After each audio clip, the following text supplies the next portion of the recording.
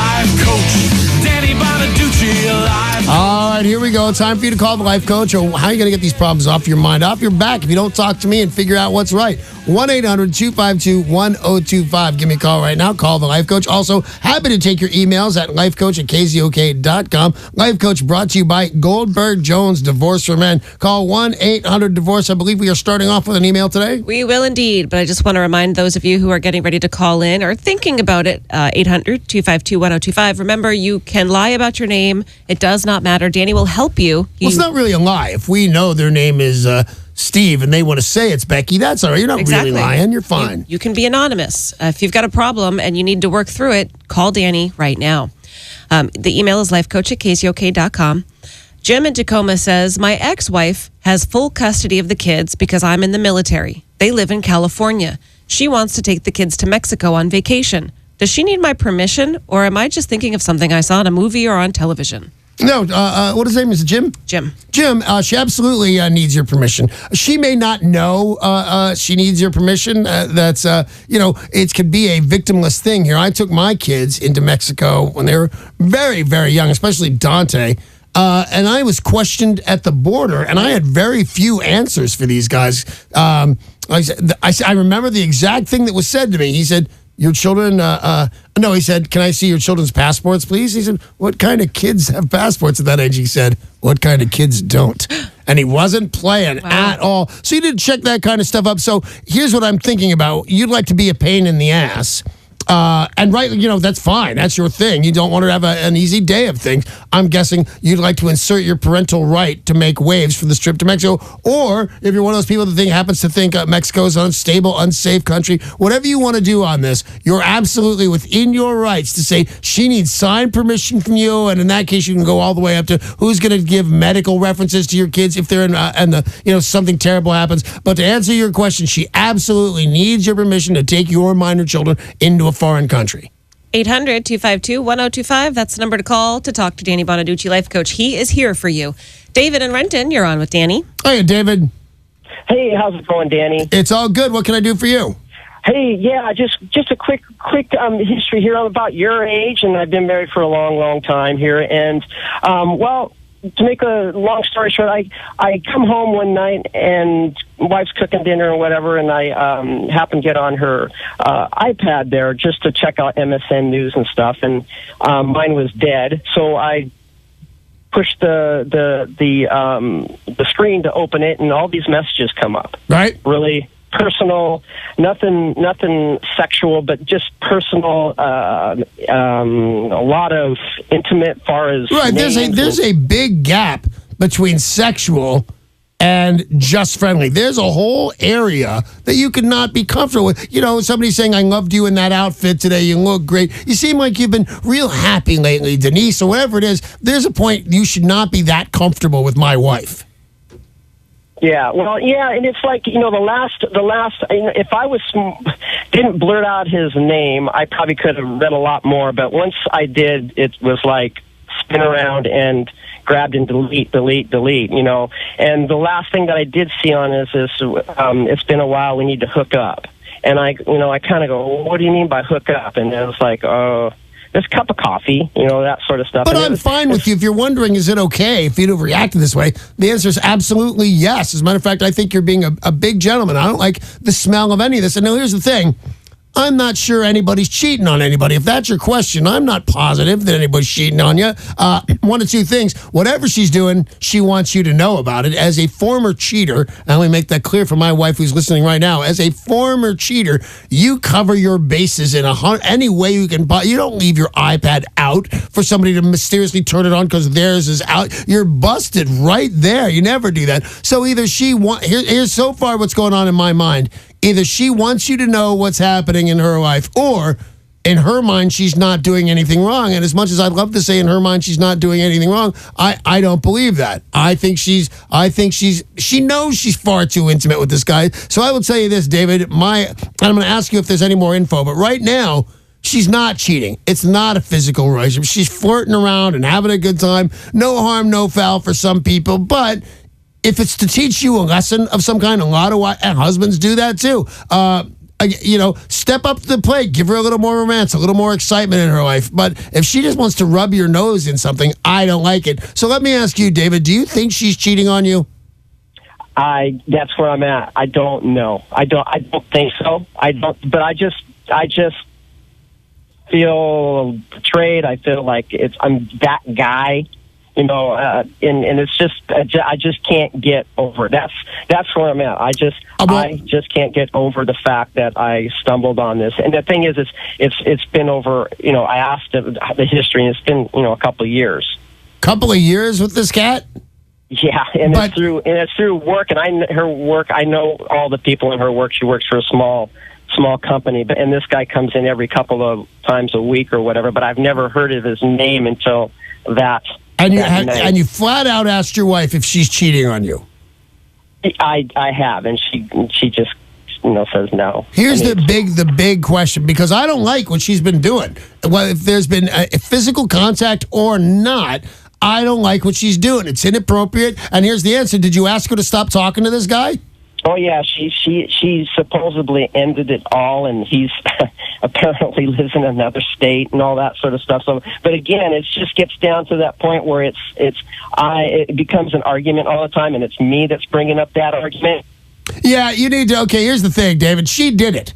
Not cheated, not physically cheated. She brought this on herself, and she introduced this cat into your marriage. You need to work on it and stop saying, what about the text to Bob? When Bob has nothing to do with the argument you're in. Here are your answers, man. She did not physically cheat on you. She had a little fun. There were little flirtations. I did the same thing on MySpace, and it cost me a marriage. Don't let this cost you a marriage. She didn't do anything completely wrong. As long as you're sure she absolutely quit, I think you can start over at square one on this, because you should not let this ruin. I'm going to just say you've been married 20 years, man. Don't let it ruin that marriage. She was wrong. You were right. Take that to the bank and move on.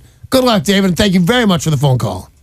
If you've got a question for the life coach, 800-252-1025. There is still time to make that call this morning and every weekday morning at 7:30. Lifecoach@KZOK.com is the email available 24/7. Paula in Seattle said, I'm going to start going to AA meetings. Good.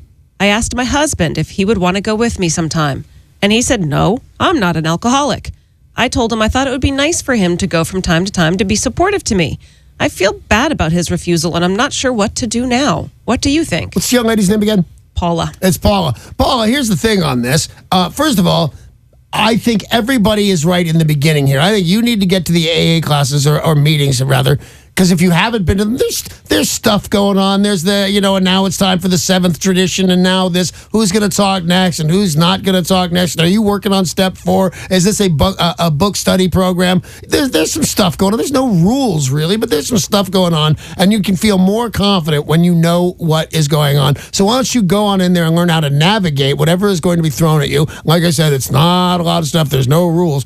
But that way, and then invite your husband, and I think your husband, because nobody goes to AA because they haven't done some real damage to their lives. They haven't done some real damage to their relationships, their job, their marriage. So I think right now your husband may be punishing you for whatever it is you did, getting to the point where you need to go to AA. But then ask him again in the future. Amy goes with me as often as not. My wife goes with me as often as not. And people like it, but there's some meetings, and you'll look in your scroll of what meetings are where. There's a big C and a circle, and that means close. And that's only for people that are in the program. It's not for civilians to come by. So you need to work that out, too. But I don't think your husband's being a jerk yet. I think he'll be being a jerk in 6 months. If you got some sobriety time under your belt and he's still not supporting you, then that's a mistake. But he hasn't done that yet, Paul. So you need to go to the AA meetings and get, I went to one a week ago. I should go more often than I do, damn it.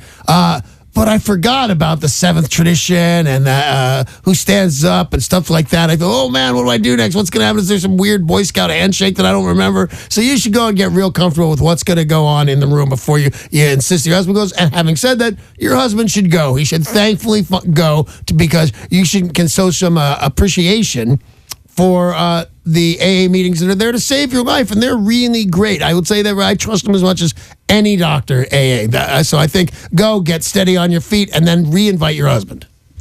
If you've got a question, 800-252-1025, lifecoach@KZOK.com. Becky in Puyallup has emailed the life coach. My daughter was living with us. She and my husband got into an altercation, and my daughter became physical. My husband filed for a temporary restraining order. Everything has been civil so far, and he said he does not want to go through with it. If he does not serve her and neither shows up to court, does it just drop, or will they be in trouble for not showing up? He called the police. They're turning over the assault to the district attorney. I'm not sure if charges will be filed on her or not. By the way, she has no prior record. Here's my guess on this one, because this is an iffy one. In the old days, saying I'll make it two guys, me and Paul are in the kitchen and we're having some words, and I think he's out of line, and I smack him one. When the cops get to the house, and Paul says, "No, nobody hit me. I slipped and fell, and that's why my cheeks red." The cops go, "Oh, okay, so nobody's complaining." No, and they go away. Those days are over. Not only for the best bet, somebody has a mark on them, somebody's going to jail for sure.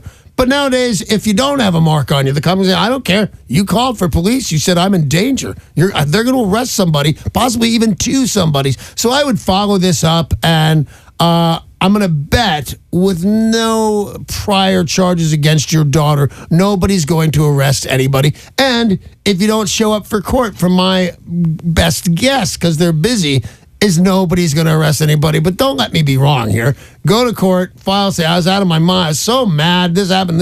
I'm really sorry. My father-in-law's here. He forgives me." Father-in-law, "Hey, I forgive her. She just gets crazy sometimes, but not anymore. She's been working on it." I don't think anything's going to happen to anybody, but this, much like any other problem, the best answer is not to ignore this. Show on up, and your husband needs to show up too. And this is, by the way, this is your daughter. It's a daughter on this one? Yeah. She did this. She brought this all on herself. If your husband is willing, and I'll bet he is, to go there and say, "I'm not pressing charge. I'm sorry that it happened. It had been an explosive time in our house, Your Honor." Nobody's going to arrest anybody, and there's the big thing. Nobody's going to arrest anybody. That's your life coach opinion on this. If they both show up and they're civil, nobody's going to get arrested. But you know what? You let this go to a warrant, and she's going to get pulled over for one taillight, and they're going to take her to jail for assault. Don't let that happen. She needs to show up at court. Got time for another email on Danny Bonaduce, life coach. Ann in Burien writes, after I have our baby, I would like my husband to be a stay-at-home dad, at least for the first couple of years. I have a great career that pays very well. He has a decent job in retail, but we are not dependent on his income. Sending our child to a good daycare would eat up a big chunk of his paycheck. But he is resistant to the notion of being a stay-at-home. He says he'd miss his job, he'd miss his coworkers, and he thinks it's emasculating. Whose side is the life coach on? Right up until he said emasculating, I was kind of on his side. He gets to miss his friends. That's fine. Here's the thing, though.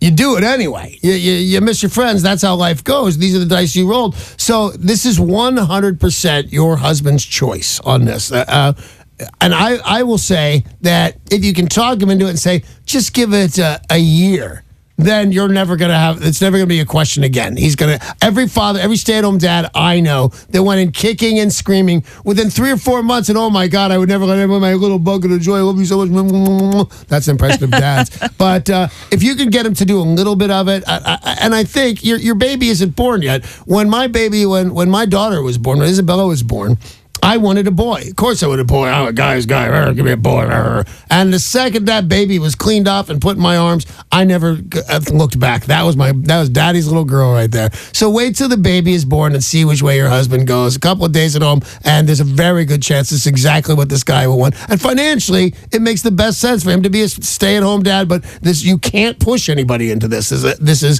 his choice and his alone. But my guess is after the baby's born, he chooses to stay at home with that baby. Hey, that's all the time we have for Danny Bonaduce, Life Coach right now. Life Coach brought to you by Goldberg Jones. Divorce for Men. Call 1-800-DIVORCE.